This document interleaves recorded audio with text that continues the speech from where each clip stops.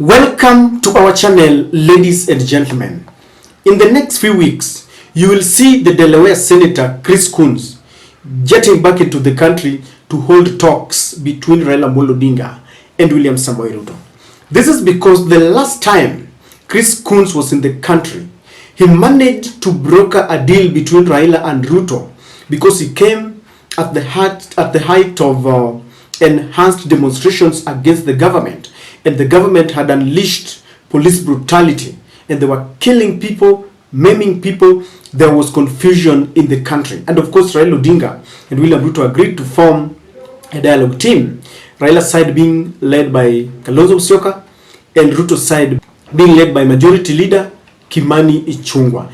And after some push and pull there, they reported to the nation that they had managed to agree on 5 key issues that they wanted to talk about, because they said that those are the issues that summarized what the country needed to get to the right direction. And one of the issues that they agreed upon was the outstanding constitutional matters, and this included the cost of living, the achievement of 2/3 gender rule, and promoting national unity and inclusivity and adequate checks and balances. Number 2, they agreed on electoral and related matters, and this included the constitution of the IEBC office. They had agreed on boundaries delimitation, reviewing our boundaries, and audit of 2022 election. They had also agreed on entrenching funds into the constitution. These funds included CDF. We had the Senate Oversight Fund and the National Government Affirmative Action, ILEA Women Rep. They had also agreed on establishment and entrenchment of state offices, and this included the office of a Prime Minister, office of the official opposition leader. The last one, they had agreed on fidelity to political parties stroke coalition parties, and the law of multi-party democracy, and they had agreed that they would not interfere with political parties and coalitions. They assured Kenyans that those 5 issues were key in transforming our country. But then it is being said that at the final stage yesterday, when the dialogue committee retreated to write the final report, there was a heated debate, a disagreement that forced some members of Azimio to walk out, and as we speak, the talks are about to collapse. The mainstream media is reporting this. In the Standard, they say talks hit turbulence, and down there they explain just how yesterday the two teams could not agree. In the Nation, they say bipartisan talks stalemate as Raila Odinga fresh demands threaten to derail talks with Ruto. The main bone of contention is the cost of living, and Raila has released fresh demands that if will not be met, then they will not sign the outcome of the dialogue talks. Now, the Nation is saying that this is what we need to do, that the Nation has established that the retreat turned into a war of words that forced 3 Azimio members to walk out in protest. That was the situation. And they are also saying that a member of the committee revealed that the 2 sides are set to have separate meetings with President Ruto and Azimio leader Raila Odinga for briefing ahead of next engagement. So they had to adjourn because it was so much heated. Azimio members walked out, so they agreed that the William Ruto team will brief him so that they see the bone of contention, and Raila team will also brief him before they meet again. Just look at what Kalonzo Musyoka, the Wiper leader, is saying, and Eugene Wamalo, who are also members of the dialogue committee, saying, Kalonzo is saying, if there is no way to reduce the cost of living, there will be no deal to sign as the Azimio team. As we begin to prepare the report, we will ensure that it reflects the will of the people before we sign it and present it to Parliament, said Kalonzo Musyoka. So that is their stand. They're saying they're not going to compromise on this. Wamalo is saying this. We have heard the views of Kenyans through your leaders, and we will ensure that the report takes this into account. Otherwise, we will not sign it, said DAP leader, Kenya Party leader Eugene Wamalwa, who is also a member of the talks team. Those are just but some of the samples.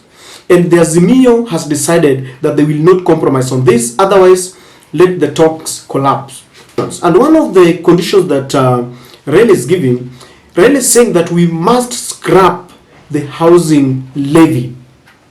He's now giving Ruto, and he's saying that the housing levy that was passed during the Finance Bill 2023, because he feels William Ruto does not have a plan. He's also saying that William Ruto should reduce VAT on fuel from 16% to 8%. That is where it was before, because he's now giving William Ruto the real issues and their remedy. See, the government has always said that they welcome a structured check and criticism. And they're saying that Raila should not just be complaining, he should be giving, he should be giving answers how some of these problems can be solved. So Raila is telling him, reduce. Number 3, Raila is saying, slash the foreign and domestic travel budget by 30% to save 230 billion annually, because William Ruto is ever on a journey traveling from one country to the other. And so Raila is telling him that I have got a pragmatic plan for you. Reduce the foreign and domestic traveling, like they are going for interdenominational prayers almost every Sunday. The other day they were going to plant trees, and the cabinet were charged to move by those helicopters from one region to the other. Wastage. And this is coming at a time when the chairman of the Economic Council, David D, said that there's a lot of wastage in the government. The other thing that Raila is talking about is cut hospitality and office supplies budget by between 25% and 30%. Ile pesa imewekwa tu ati when you have visitors, ile pesa ya chai, you entertain them. Raila is telling him you must cut that. Raila is also saying that decongest prisons from 66,000 to established capacity of 32,000. So those are just but some of the demands that Raila wants him to meet. And it is reported that this is the bone of contention, because William Ruto does not want to reduce the cost of living. Recently, Raila revealed that he had decided to keep quiet to give William Ruto time to see how he was going about the cost of living, because one of the things that William Ruto had said during the demonstrations, they even wrote a letter to the international community and the diplomats that Raila wanted to topple his government. And so with all this, some of them were saying that Raila had not healed from the last election, that he could not accept that he lost. So Raila decided to retreat, because they were saying that if they are given time, they will stabilize the economy. So Raila said, okay, I'm giving you time to stabilize that economy. There were 3 narratives also that they had crafted. The government had decided to accuse Raila. Immediately he accepted, because they were demanding that Raila calls off the demonstration so that they can embark on restructuring and stabilizing the economy. So when Raila agreed, they were back at it again. They formed another narrative. Number 1, they were saying that Raila wanted to get into the government through the back door, that he wanted a handshake. They were also saying that Raila was only interested in the position of the official opposition leader, and that's why he had accepted the dialogue. Another narrative was Raila had been paid, and they were saying that, this one came out from the Deputy President Rigathi Gachagua, that they met with Ruto in Mombasa and he was paid. And the last one that was very touching was that Raila was never interested in the cost of living. All he was interested in was his interest and that of the family. And this really touched Raila Odinga. So Raila Odinga decided to come back. And in fact, the reports, the media is reporting the return of Raila Odinga. He has come out because he has given Ruto time to see whether William Ruto has a plan to stabilize the economy. There is none. And this came out when William Ruto gave the nation's address. William Ruto could not give us a tangible solution. The other day when the UDA parliamentarians confronted him with the cost of living the MPs told him that they were becoming unpopular on the ground, William Ruto gave them a very funny answer, that you don't need to be popular now. You only need to be popular at the right time. In other words, William Ruto believes that he will do everything, increase everything, tax everything. But when it's about maybe a year to election, then he will reduce almost all of them. And people will start clapping for him, saying, oh, this guy, is concerned about the hustlers. He knows our predicament.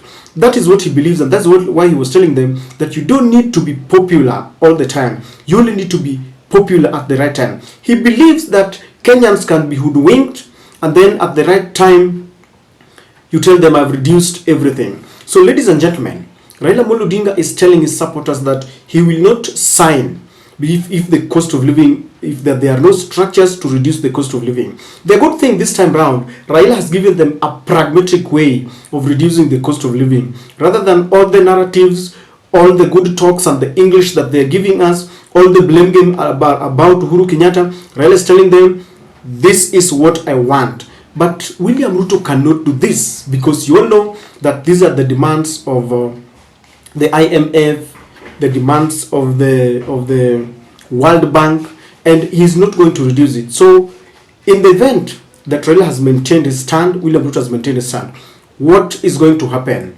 We are not going back to the streets, because Raila said that this time round there are many ways of killing a rat. He wants especially those who voted for William Ruto to feel the pain. And people have been pleading with Raila that you don't need to go to the street. Let people feel the pain. The other time, they were telling Raila, oh, Raila, come. Raila, let's go to the street. And when Raila went to the street for the second time, some of them, the youths, were being given pangas to go and target the Azimio supporters. So Raila told them, this time around, people are not going to the streets. At least let us learn the lessons. The final one. When we are given a chance to elect our leaders, please let us elect true people, not truthful men. Let us elect honest people. So, ladies and gentlemen, I don't know whether you support. Do you think the bipartisan talk should collapse? Do you think Raila should just rush and ratify what William Ruto wants? Because in the bipartisan talks, William Ruto wanted some of the offices to be ratified. Raila is saying it is either the cost of living being reduced or none. I support. I don't know about you.